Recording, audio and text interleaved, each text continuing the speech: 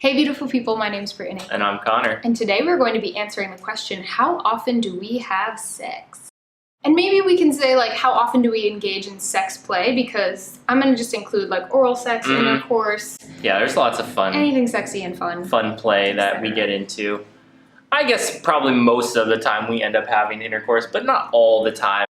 I think 5 times a week. Yeah, I think 5 times a week. Yeah. 5 times in a 7-day week. Yeah.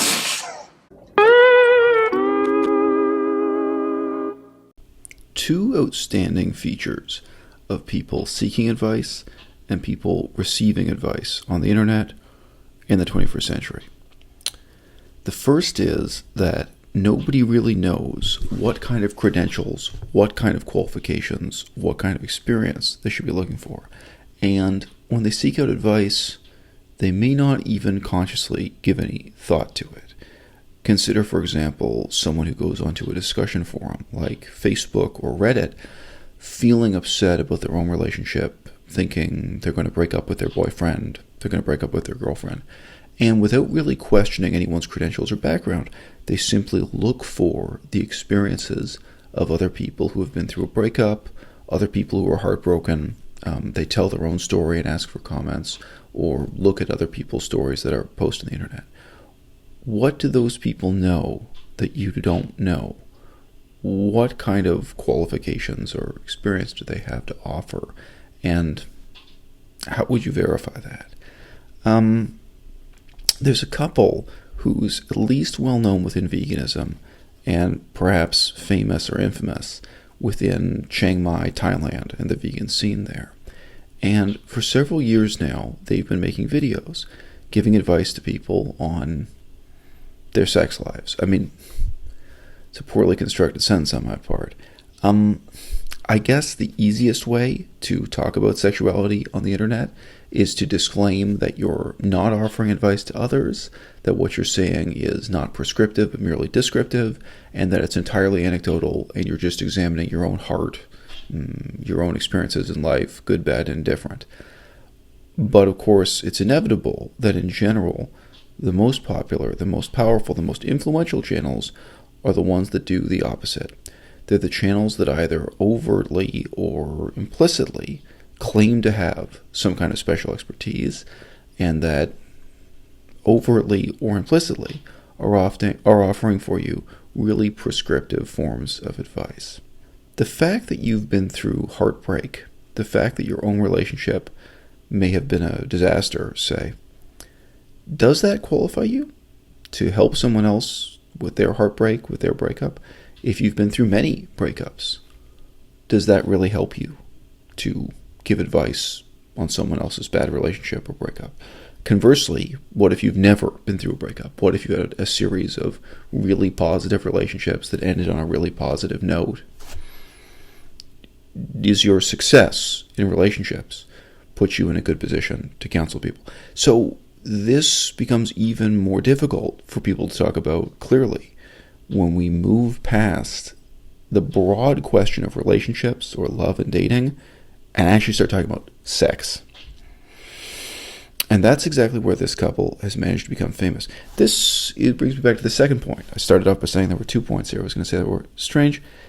And that is how evasive and vague people get on YouTube. I think instinctually, without planning or scripting in advance, they suddenly become very vague and obfuscatory whenever they have to deal with words that really would indicate one way or another what their qualifications are. Put it this way, when they start to deal with the difficult questions that some people in the audience, maybe 30% of the audience, maybe 50%, you don't know, that some portion of the audience would regard as qualifying them or disqualifying them to give advice on this topic. A lot of people get the sense when I share, or when they see that I have open, undefined relationships, that I'm off having sexual connections with lots of different people. And while sometimes I am having sexual connections with many different people, it's not the only reason that I choose this. It's an important reason, it's also not the only reason. Some people find it surprising to hear that I don't have intercourse with a lot of people. Even if I'm saying I have sexual connections with lots of people, doesn't mean I'm saying like I'm having sexual intercourse with them. So,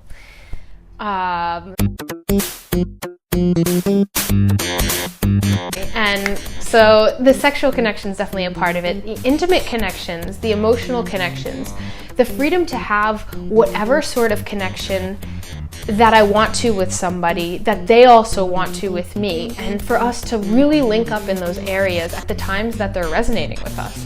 People sometimes ask me, like, who are you attracted to? What kind of, like, are you attracted to males? Are you attracted to females? Are you attracted to, what kind of people? And the answer is I'm attracted to all humans that I feel attracted to in those moments. Does it mean that someone is highly qualified if they've had many, many partners?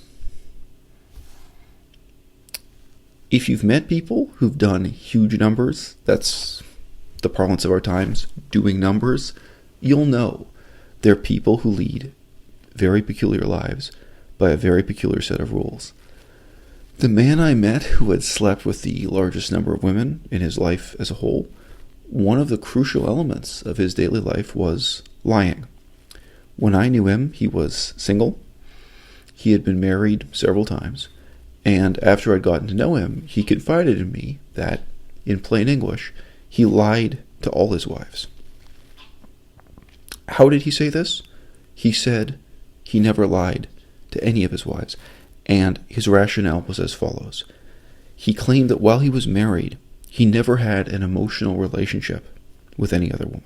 He had sex with innumerable women behind his wife's backs and lied to the women he was sleeping with and lied to his wife, lied to everyone, lied to himself.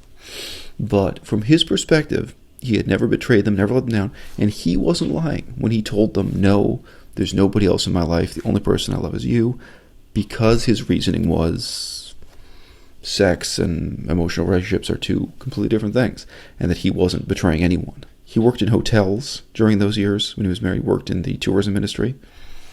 Even if you have a very humble job in the tourism industry, you tend to cross paths with people who are trying to have a good time in a short time.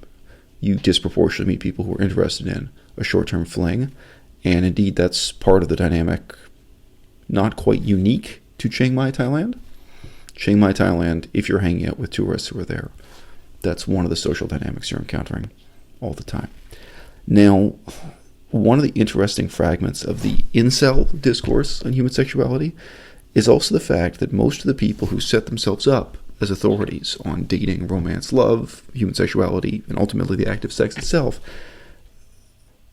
they claim expertise just on the basis of being able to seduce a large number of partners. How many partners have we experienced poly with?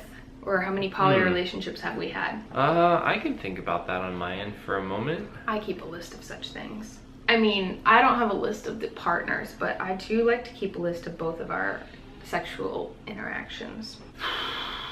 12.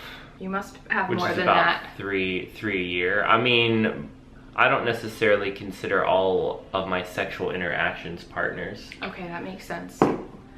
Yeah, that's true. There's definitely a few in there that were just kind of sexual connections. That's a good point. I would say that on average it's something like three a year maybe that have like significance to the point of some form of partnership that I would qualify that as.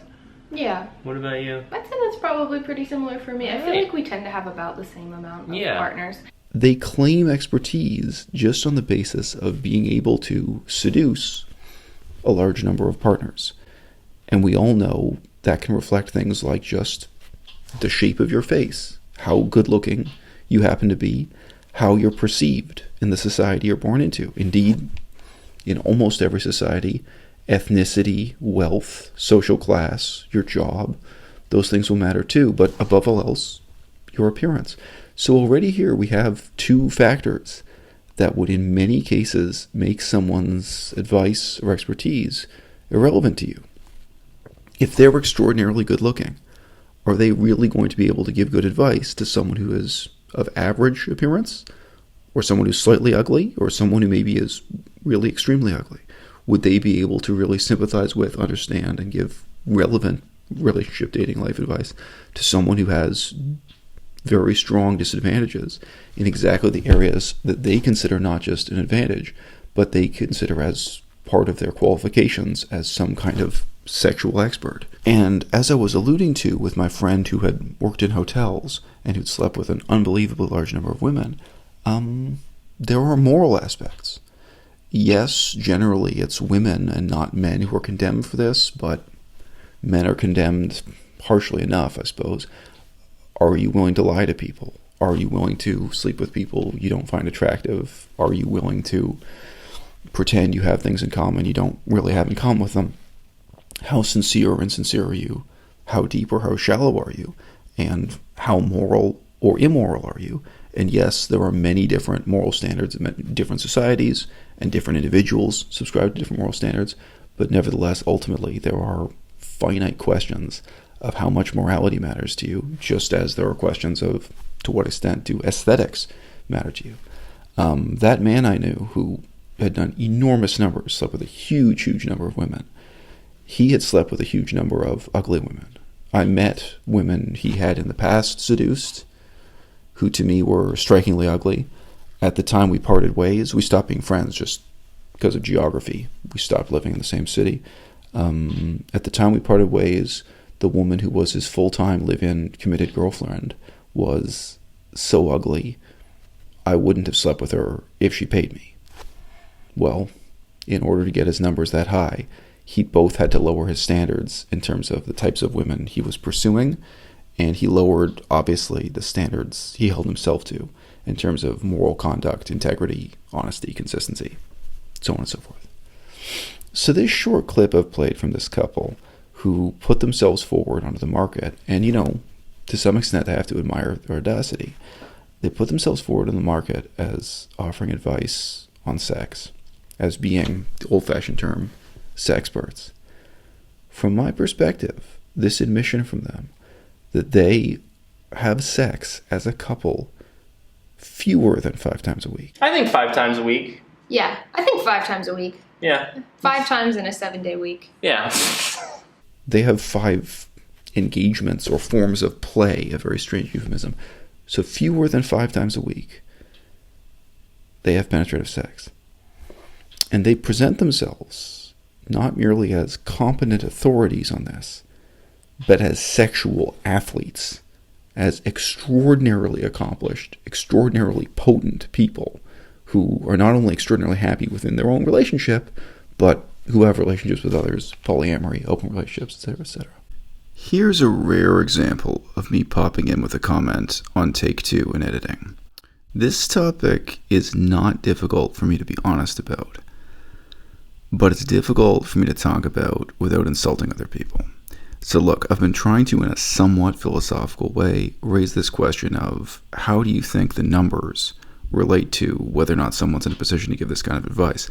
I've already said publicly on the internet, to use a very different set of numbers, I have experience having sex more than 10 times in a day, and more importantly, I have experience giving women more than 100 orgasms in a day, more than 100 female orgasms, not 100 male orgasms. I'd like to think that's impossible, and if it's possible, I don't even want to try it. But I have experience with high numbers, and I can point to this and say, hey, in some sense, I'm good at sex, or, and here's a caveat, maybe I'm good at finding people who are really compatible with me, who are partners who can reach those kind of numbers, who can have that kind of experience when they're with me. See what a different way that is to frame it?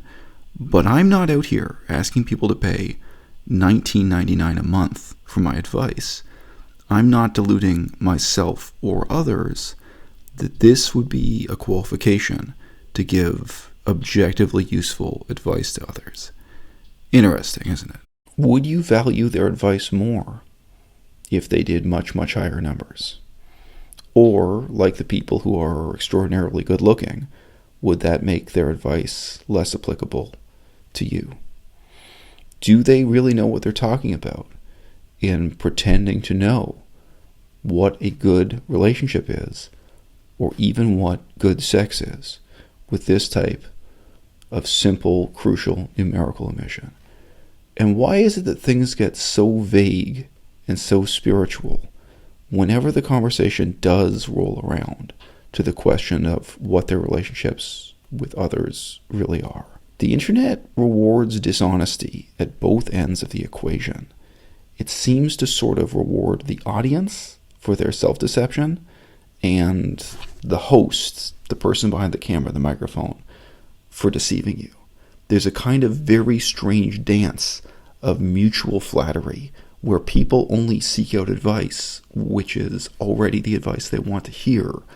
People who are heartbroken go onto message forums, Facebook, Reddit, and only want to hear things from other heartbroken people that affirm their own delusions of grandeur, their own pathos, what have you. How is it that learning is supposed to take place? And could it be that some of the people who consider themselves experts, extraordinary athletes, could it be that they have more to learn from the audience they presume to teach?